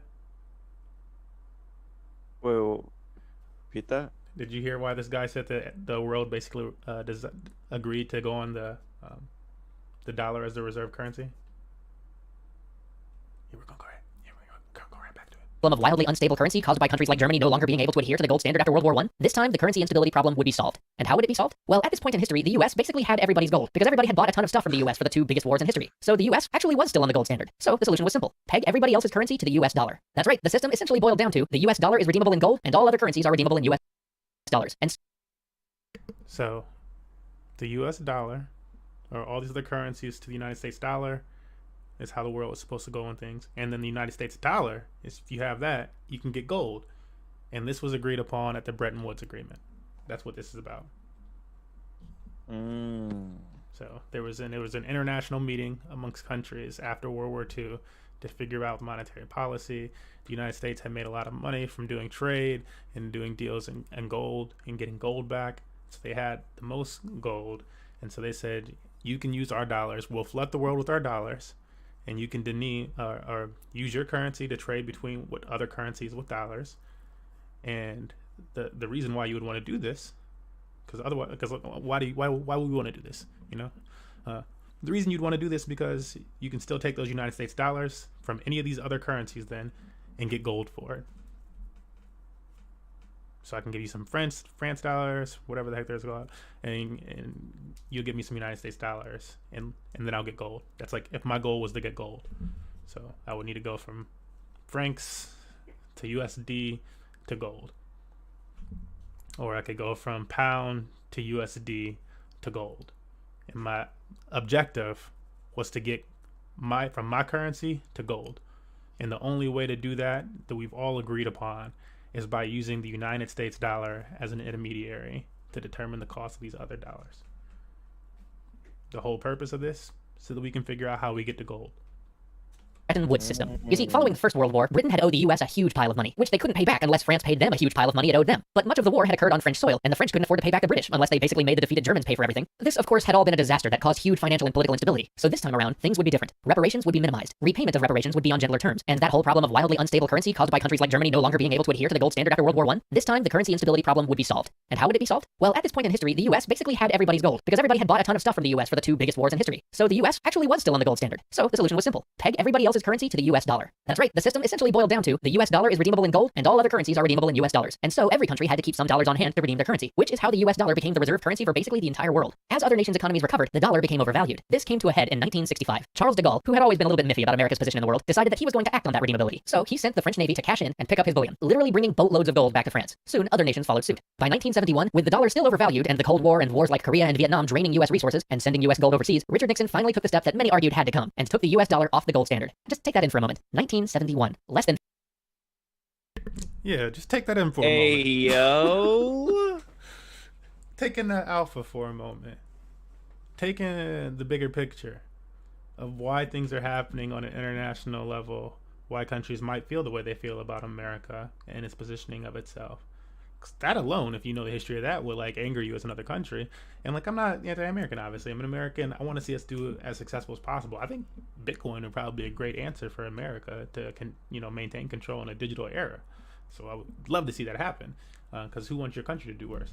But this is history, and we should learn from our history. We should not like be ignorant to it, because being ignorant to it only allows the successful. There's other people that grow up knowing this stuff.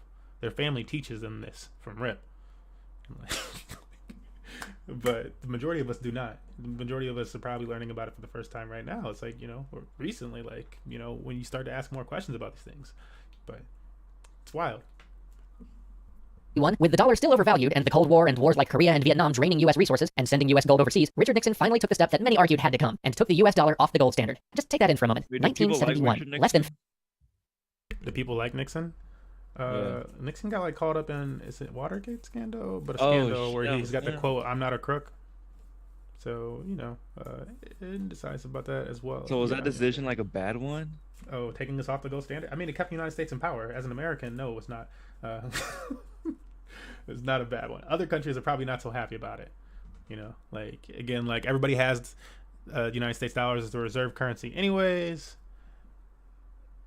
And so as long as we remain, a trusted nation, as long as everybody trusts us, so that's another level of trust.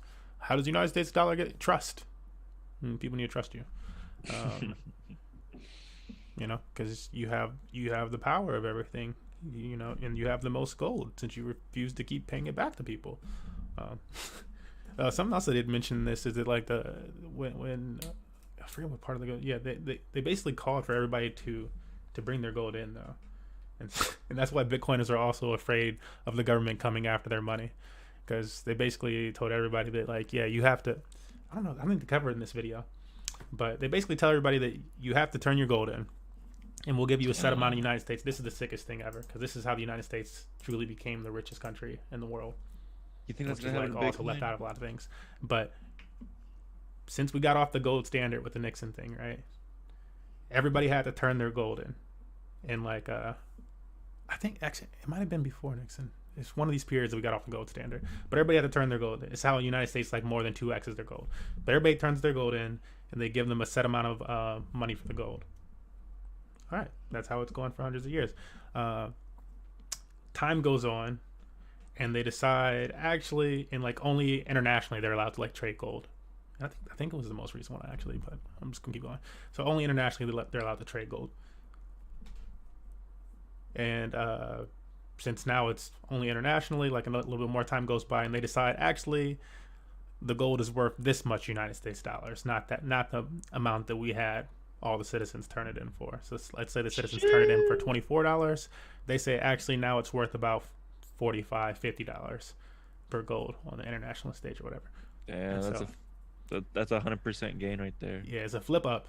And so they do that to the international stage. And then they say, after doing that and working on stuff, then they go, all right, well, eventually now United States citizens are allowed to buy gold again. But yeah, I feel like the sickest thing is just like taking the United States citizens' gold, making it so that we can't purchase it, then increasing the amount of it on an international level. And maybe it's because they like never plan on letting us get back to it. But increasing on an international level, making all that money from it, and then eventually the people can go back at it. But we've seen stuff like that happen again and again. There was prohibition, and the same thing on prohibition on marijuana and stuff like that, and hemp. Hemp had a long prohibition itself, basically. But I think you call it something else. But yeah, 50 years ago, many argued had to come and took the US dollar off the gold standard. Just take that in for a moment. 1971, less than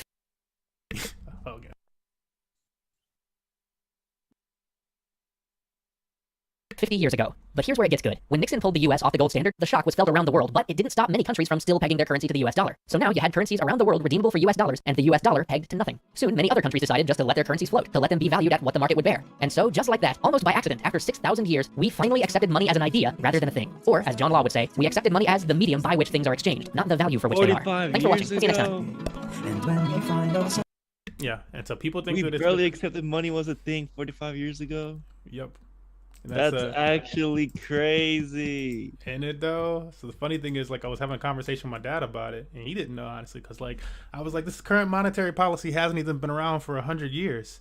I'm like what are we paying attention to? He's like, I'm like, that's why Bitcoin has so much like power and stuff like that. And he's like, it's been around for hundreds of years, boy. And I'm like, no, it hasn't. No, it hasn't though. Like, that's what you've been convinced of, because you weren't being taught it anyways, and by the time you were, now like this, you know what you know. But you need to actually go and this is where we're getting this information from videos, and this was extra credits. But you can cross-reference all this information and search any of it, and you'll find these exact same answers toward this stuff, as well as the stories that I told you before. Again, it's not financial advice, not a financial advisor or anything. Like this is just us trying to learn more, educate more. All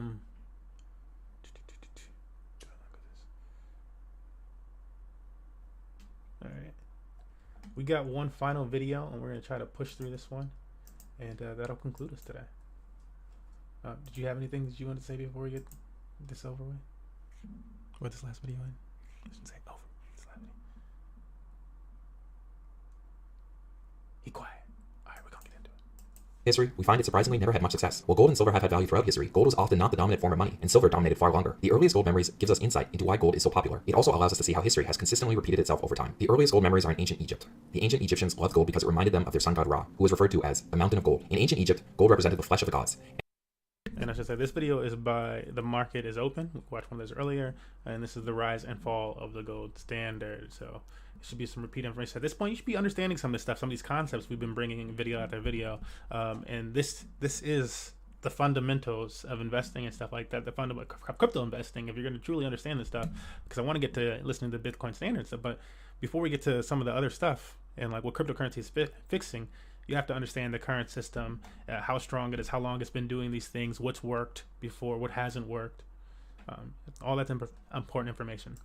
And was used for anything eternal or indestructible. But despite their love of gold, barley was used as their money. The first recorded use of gold as money was 2,400 years later, in 643 BCE, or before the Common Era, in Lydia. Lydia had rich gold and silver deposits, and they were the first to discover how to separate the two valuable minerals. Lydia is located in present-day Turkey, which is next to present-day Iran. Despite its wealth, the Lydians were captured by the Persian leader Cyrus the Great, around 550 BCE. Cyrus the Great may not be too well known to modern-day North Americans, but he is still a hero to this day in Iran. He was known to be a brilliant military strategist, who was also merciful. He freed the Jews from the Babylonians and allowed them to return from exile to Jerusalem in 539 BCE, and they were able to begin the reconstruction of the Second Temple. The Persians melted down the gold and remade new coins, but the Persian gold gold reserves would soon transfer to the Greeks. Alexander the Great invaded and took over the Persian gold and melted down the coins to display his face. However, over time there was debasement, which was a problem which would soon occur in the emerging Roman Empire. It also shows a key flaw in paying for things with inherent value, such as paying for a good with gold or silver. The rule was codified by Gresham in the 1500s. He said bad money drives out good. We will explain this in a second, but first let's explain debasement. Debasement can be seen in the following example. Essentially, a coin can buy a certain number of apples, say 50, but over time, the coin has less and less gold or silver in it, but it can either buy the same amount of apples or more apples. However, over time, people realize there's less gold or silver in the coin, and there's inflation, which means you need more coins to buy the same 50 apples. Say, you need now 10 coins instead of the original one. The Romans... It happens when there's less gold in the coin. There's inflation. Okay, less gold in the dollar. Used mostly silver as their currency and not gold. Its citizens accepted some debasement, and the coin could buy 1.6 to 2.8 times its metal content, meaning the coin was worth more than the silver in the coin. However, as the Roman Empire weakened, the quality of the metals and debasement grew. Over time, the amount of gold or silver in the coin was reduced, but the Roman government demanded tax payments in pure gold and silver, and issued coins at a debased price. You might call this unethical and corrupt, and only very early governments would steal from its citizens like this. At this time, gold was not used much as a currency, but commodity money was showing notable flaws. But how would gold work as a currency as we move through the Middle Ages, and governments became more organized and trustworthy? We will answer this question, and this will help us figure out why gold failed as a currency. Hey guys, if you like this type of video, please hit the like button and subscribe. Also visit our Patreon page if you want to show extra support. Get that ad in. Thomas Gresham created the famous law in the 1500s, which says bad money drives out good. This means while a coin may start at 50 apples, eventually less valuable coins replace the valuable ones, which is the issue with commodity money. People would do everything such as clip coins to remove precious silver and gold content from the coin. As we move through the Middle Ages, gold continued to be used in a similar fashion to the way the ancient Romans, Greeks, Persians, and Lydians used it. Gold was rare, and silver continued to be the currency of choice. However, we saw early precursors of paper money in 7th century China, and in the 1100s under the Yang dynasty, China used fiat money, which means the money had value because the government said so. Fiat is the type of money that we use today. However, this was not very successful, and the people preferred transacting in silver. But this introduction was written about by Marco Polo, an Italian merchant and explorer who traveled to China in the 1300s. The first fiat currencies entered Europe in the 1500s in Spain, but commodity money was still dominant. Starting in the 1300s, gold would rise to prominence through the florin gold coin, first made in Florence, Italy. The florin became a benchmark for international trade, especially for large transactions. Gold also played an important role in Christopher Columbus's travels. King Ferdinand of Spain, who financed Columbus in the late 1400s, said, "Get gold humanly if you can, but at all hazards, get gold." As we move back to England, in 1640, Charles I, the King of England, Ireland, and Scotland, indirectly accelerated the use of paper money and the private banking system by seizing everyone's gold. At the time, private citizens kept their gold at the Royal Mint. Charles seized their assets to pay off his debts, though he did first ask the citizens nicely for charity before seizing the gold. The people were not impressed. Charles I eventually repaid back the gold, but the damage was done. Citizens now would start keeping their gold at private goldsmiths. A goldsmith was someone who worked with gold and made jewelry, but they started to play a large role, and they started storing people's gold. As the goldsmiths gathered more gold, they would often lend it out, and they are precursors for the modern-day banking system. Charles I wouldn't fare so well. The citizens protested, and he was eventually beheaded in 1649. The crime was using the throne for his own interest, rather than the good of the people. Seizing citizens' money put the wheels in motion for banking, as goldsmiths started winning paper notes. The goldsmiths would give up paper-backed money and give a promise that they would pay. The Bank of England was not happy, as many institutions had many different notes. The monarchy sought to win back power of the currency over the goldsmiths, but they wouldn't just yet. The government of England would take back control of the currency in 1708 when it restricted the goldsmiths' issue of notes. As we moved through the 1700s, gold was becoming more prominent. Many historians... And if you find this section interesting, basically, I think it's video 2. Let me make sure it's video 2 for this series. Yeah, the second series that I'm going to do, or of this portion of the history of monetary policy, U.S. money. The second portion of this is going to cover pretty much that early banking system that we're currently used to here in America, and like really dig into that a little bit more. This concept of what is known as the Federal Reserve.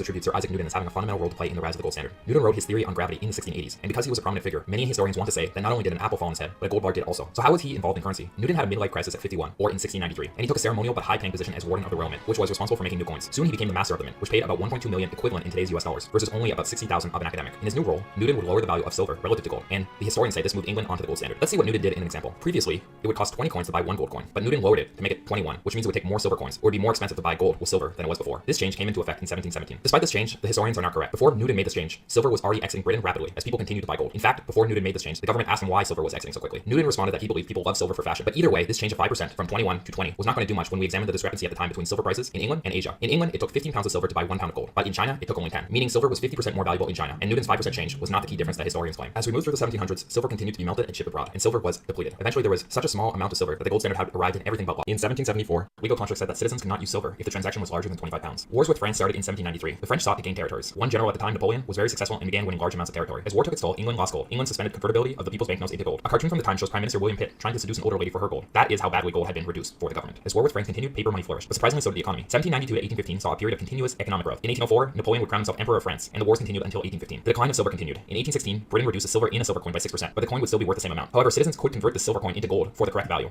The point of this was to keep silver coins in circulation. By reducing silver in the coin, but having it still buy the same amount of gold coins, it would ensure people didn't melt down these coins, as they were less valuable valuable and therefore had more value than silver value. England was able to rebuild its gold reserves, and by 1821, citizens could freely convert their notes into gold. But the long time period of holding banknotes made the people fairly happy to keep them, and they didn't exchange these notes so rapidly for gold. During this time, people gained confidence for paper money. The gold standard was formalized for the first time in history in 1821. The money in the economy of Great Britain would revolve around gold, meaning prices would rise if more gold was found. But as we moved through the 1800s, there would be a new powerhouse, the United States, and soon its actions would determine gold's fate. While Europe was moving towards gold, the pre-US in the 1700s was actually using tobacco for its currency, but this quickly changed. The US introduced paper notes around its origins in 1776, but like many early paper money countries, it had runaway inflation. Therefore, in the 1780s, a constitutional convention forced states to pay their debt only in silver and gold. The US was quickly on a bimetal standard. Soon the US would move towards more of a gold standard. In 1834, then US President Andrew Jackson made the Coinage Act, which undervalued silver, and more silver was then shipped abroad because of the mispricing. Even though the US was technically on a bimetal standard, there were signs of difficulty during the Civil War from 1861 to 65. The US began issuing notes with no convertibility, showing a chink in the commodity-based standard, that in times of duress, having a money supply that could grow was needed. The US Act in 1873 refused to turn silver into legal tender, so people who own large amounts of silver could no longer turn it into money in the US. Essentially now the US was on the gold standard in all but official name. The international gold standard was peaking at this time. In 1871, many countries began tying their money supply to gold, as Britain did in 1821. First Germany, then Switzerland, Belgium, Italy, France, then the Nordic countries, then the Netherlands, then Spain, Austria, Russia, Japan, India. Finally, the US formalized the gold standard when it officially tied US money supply to gold through the Gold Standard Act in 1900. The money supply was based on gold, meaning a citizen could convert a $1 banknote for the equivalent value of gold. The gold standard was peaking at the start of the 20th century, but right at its peak, its decline would soon begin. See, by committing to an international standard, it reduced the US's ability to print currency, putting constant inflationary and deflationary pressure on the economy. And many countries on the standard after 1871 had to shortly abandon it and then reinstate it when citizens wanted to convert a lot of money. There was tremendous inflation in the early 1900s as more gold was found in Alaska, but then there would be periods of rapid deflation as the economy grew quicker than gold. The Federal Reserve was created in 1913, and gold and it would come at odds. This was because the Fed's goal was to create a stable currency. This was essentially impossible to do when money was tied to gold. The gold standard had already failed in many wars, such as in the French War in the late 1700s, when Britain suspended convertibility. But politicians needed a modern-day war, and World War I shook everyone's confidence in the standard forever. Many countries had to abandon the standard in World War I, as they were not able to pay gold to citizens, and they needed to keep their gold to pay for war supplies. A huge issue with the standard is if people wanted their gold, in order to dissuade them, a country would have to raise its interest rates, because then that person would get more interest on their money. But higher interest rates would then slow down the economy. This would always be an issue with the gold standard. Instead of choosing economic paralysis, countries in World War I abandoned the standard. In the 1920s, the US tried to restore the gold standard, but it led to a huge contraction in their economy and around the world. But by the mid-1920s, under US threat, France and Britain actually rejoined the standard. But as we moved into the Great Depression, more issues with gold were appearing. A quick issue is seen that all the countries, when they're on the gold standard, rely on each other following the rules. Milton Friedman, the famous economist of the 20th century, proved that the US started and perpetuated the Great Depression. Gold actually flowed into the US during the Depression. It was explained as follows: if the US was hardest hit, then its people were poor, and they would buy less goods from Britain. As people did worse, prices would drop in the US. This would make US goods more attractive to British people. British people would then pay for those goods in money, which was backed by gold, meaning gold would enter the US. However, the Federal Reserve was supposed to play by the rules and expand the money supply, but it did not. It vaulted the gold, and this currency never entered the US market. So during the Depression, US prices dropped by over 30%. If prices drop, it incentivizes one to hold currency, as why buy something today if it's cheaper tomorrow? The economy greatly contracted. Seeing all the issues, President Franklin Delano Roosevelt abandoned the gold standard with his 1934 Gold Act. This would reduce gold to a short footnote in history. The US essentially seized everyone's gold. This is what the Romans did in the early ADs. Previously, people were promised they could convert their bills into gold, but now they couldn't. The New World governments were perhaps more formalized, bigger, and stronger, but the US government and the world just did the same thing that the Romans did. They promised their citizens convertibility into gold or silver. The citizens stored gold with the government and trusted them, and then the government seized all the gold and said, we will not pay you back in gold. This isn't an argument against the current fiat standard, but it is an issue of how to best run a gold standard. Can governments ever be trusted with their gold? The last remnants of the dying gold standard can be seen in the Bretton Woods Agreement, which was created in 1944 and went into effect in 1946. Once again, we could see that governments could not be trusted with gold.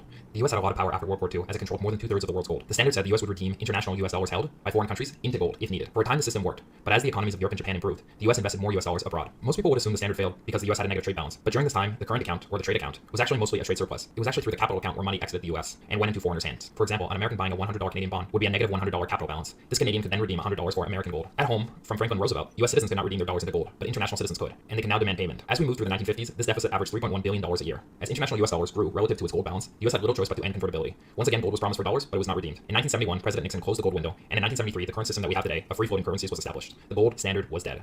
Guys, if you enjoyed this video, please hit the like button and subscribe. So let's quickly go over a summary of why gold failed. Gold is not a safe haven, despite what people think. There's basically no place to put your gold. If you store your gold with the government has shown throughout history that it will steal your gold. If you store your gold with private citizens, well, that's also pretty risky and runs essentially a libertarian government. So there's no way to safely store your gold. This is what guys like Peter Schiff don't get. Would he argue a purely libertarian standard where only private citizens keep gold?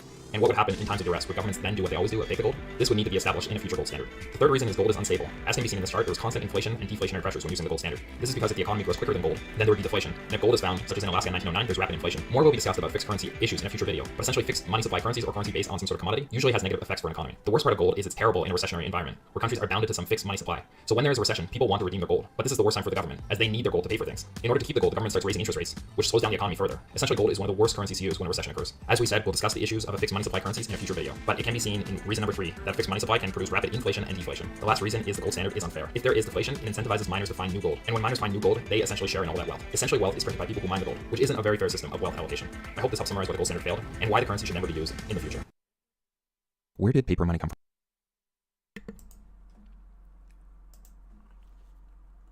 Okie dokie. That was the last segment. What'd you think, Mr. Swampy?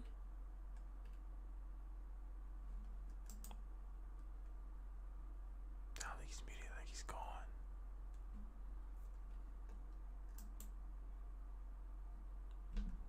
swamps. Either that or he's dead asleep. And like, you know, history will do that to you. History will do that to you. No, we were supposed to keep this to about an hour or so. So I know we're like 20, 30 minutes over. So I wouldn't be surprised. But I feel like some important takeaways there in all of these. And I know this is the longest one. I was like really contemplating whether or not I was going to keep that one. But in all of these is just that, yeah, current monetary policy, the way that we see dollars, the way that we use them is pretty brand new. Pretty brand new. It's like people have parents that are older than this, and it's just the chance that what was the chances your parents were paying attention to monetary policy decisions at the age of 10 or 12 years old? Yeah, that's actually crazy, dude. Yeah, I learned a lot about, you know, just God, well, dude. I thought the U.S. dollar was a shit coin, but now I actually know it's a shit coin. Like this just like further confirms it. Oh my gosh, I'm actually mind blown, low key. Yeah, well, I mean, good. Yeah, want it to be a good like series. That statement where 45 years ago, yeah, money became the fucking currency or something. I was like, what? Yeah, it is strong, bro. It's ridiculous. It's crazy that we don't learn this stuff in school. So.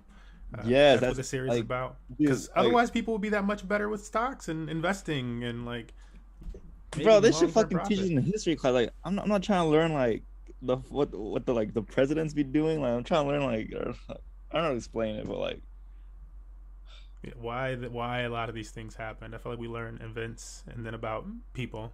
Not often. I don't know. This type of stuff is just kept out. This financial.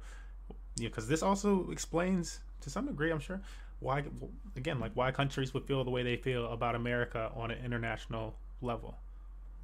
Like, why do those leaders feel that was it because I mean, like, not even my words. One of these videos is like, yeah, they basically trick people into getting off the gold standard and getting into the United States dollar as the global reserve. So you feel like nobody else in the world has ever said anything like that to their people, and like them having to deal with that, they don't know. Like, again, not every, it's not like, I feel like it's not like the most common public knowledge, but there are people out there that are teaching their children this, and like that's just what they learn. That's part of their family. Like, that's part of what you learn. You learn about what actually happened and how to like make some money, make long-lasting money, make wealth, be able to overcome declining economy situation or whatever have you. Yeah. Any closing remarks, Swamp? This is so many people don't know this, and they hate on crypto because, like, for reasons that the U.S. dollar also has. I don't know how to explain it. Yeah. Like, what's Bitcoin backed by? Well, what's the U.S. dollar backed by? Yeah, other than the fact that you can print more of it. For real, it's like so. And like the thing with that is like even if they like it doesn't have to replace the United States dollar. People like getting that argument about that, and they fear it because like, oh, it's gonna replace. It's not supposed to replace the United States dollar. It's supposed to be the same way as they're saying in these videos. It doesn't necessarily have to be your country's like El Salvador is gonna be in history. Yeah, because like it can work for your currency. Apparently, if the gold standard worked, and this is supposed to be based off the gold standard, which should not necessarily be, as they're saying, like your country's currency, but can be for some period of time, and then you can go back on to this other like thing, but it would stabilize your economy to some sense. This is what we kind of just heard. That's what they were trying to do, at least until they can figure out another policy. So yeah, I don't know why it wouldn't be able to. We'll see. It'll be really interesting. And yeah, El Salvador would be like that first one in there. But no, learning all that is just, there's so much, guys. There's so much. And there's so much that I had to break this up into multiple parts. Again, I want to thank Swampy for coming out and hanging with me today. Talking about this stuff, learning about this stuff. You can be able to find this. I might even split this video up in multiple parts too, because this one ended up being a little long. So we'll have the longer version, and then it'll be. I learned a lot. Yeah. Thanks for having me, Smurf. It was a great learning experience. Yeah, awesome. Yeah, how do you feel that way? And this is part of being able to understand and become a better trader, investor, more financially literate. It's a journey. So Thanks for joining us again. It's your boy MMG Smurf here, and I'll see you guys in the next one.